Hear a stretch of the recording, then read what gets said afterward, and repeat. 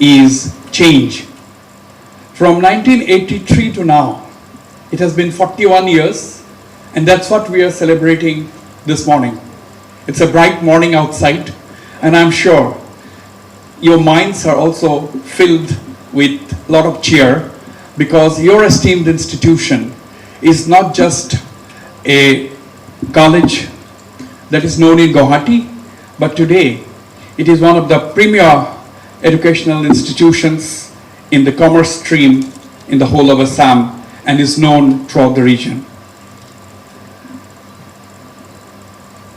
And I am really indeed glad today that apart from providing degrees, whether it is BBA, whether it is BCom, MCom, PGDA, and diploma courses, this institute, what I have gathered, is also giving a lot of stress and emphasis on skill development and vocational type of issues and training. That is something which is extremely important. And that is to a great extent linked to the topic that I have chosen to talk about today, that is India's demographic dividend and the power of our youth. I'd largely try to stick to my topic because that's what I would like to do, stick to the topic. And I'm privileged that I have been invited to participate and interact with the bright group of students and of course the esteemed faculty members, and a lot of former professors and faculty members are present here this morning. What is demographic dividend? My topic is India's demographic dividend and the power of our youth. But what is demographic dividend? We need to know that first.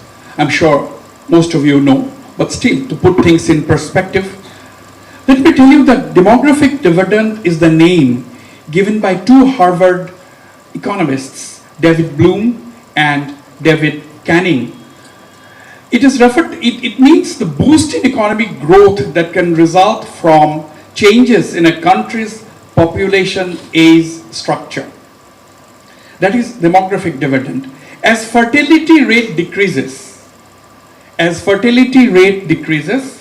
a country's working age population grows larger compared to the young dependent population.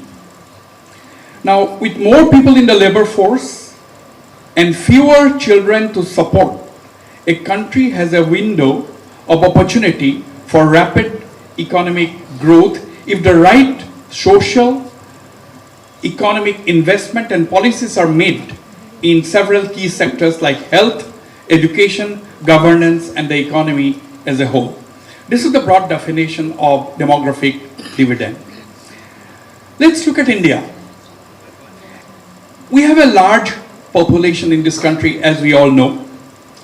India is home to 1.4 billion people, and we have surpassed the population in mainland China to become the world's most populous country.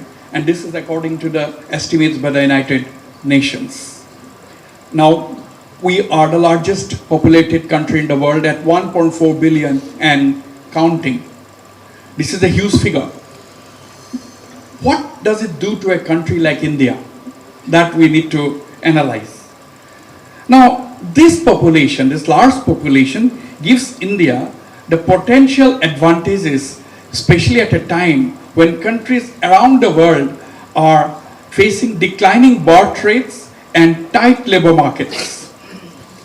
When most countries in the world are facing declining birth rates and tight labor markets, we in India have a huge population of 1.4 billion and counting. And this is a demographic dividend. And as students of commerce, and I'm sure you all know what dividend means.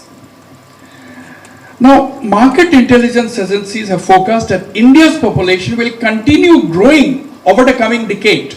This rise in population will continue for the next 10 years at least. Now, the UN estimates that India's population will not begin to decline for another 4 decades. Now, can we go a little deeper? Out of 140 crore people, India has more than 600 million or 60 crore people in the age group of 18 and 35. Out of 140 crore people, 60 crore people in India are in the age group of 18 and 35, with 65% under the age of 35.